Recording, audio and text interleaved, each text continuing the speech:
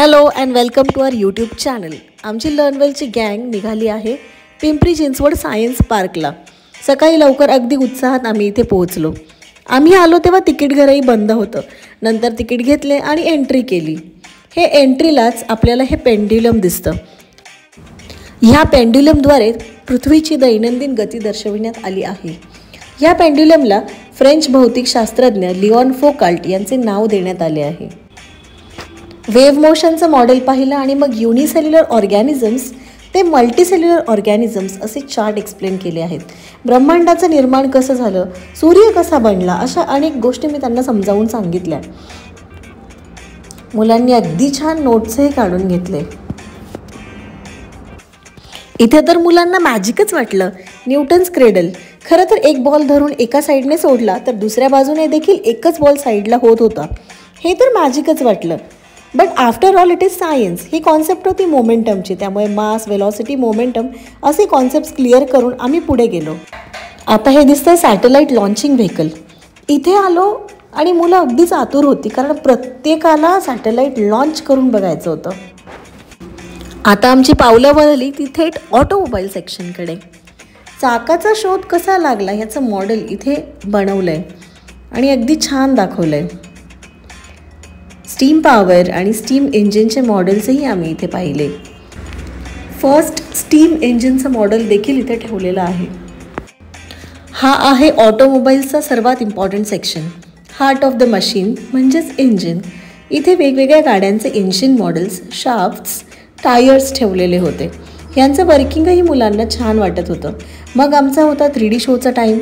3D glasses घालून मस्त 3D show enjoy केला.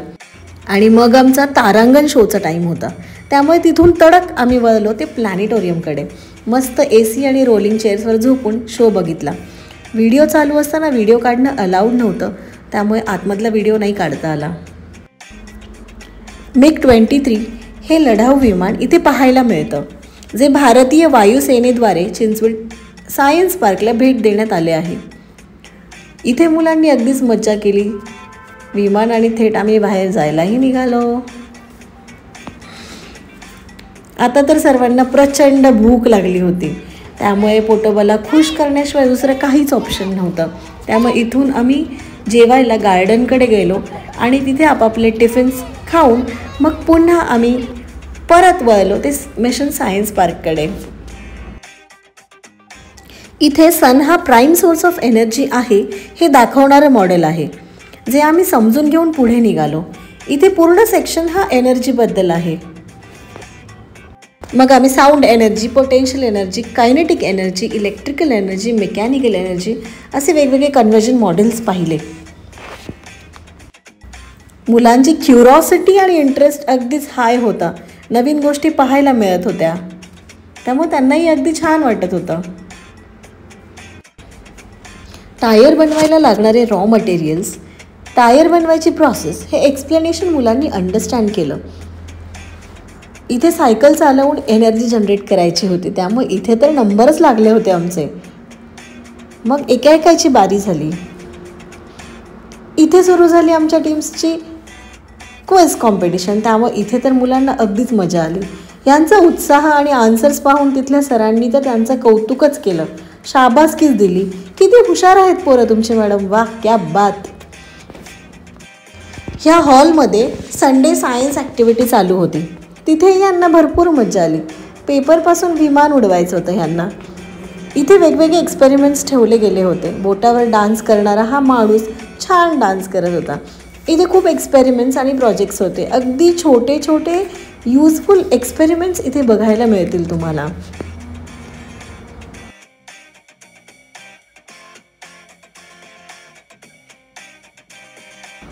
प्लॉटर इथे छान ड्रॉइंग करत होता. मुलांना अगदीच नवल वाटलं. लर्नवेलचं नाव काढून त्यांनी आमच्याकडे तो पेपर दिला. हे मुलांसाठी अगदीच नवीन होतं खरं तर.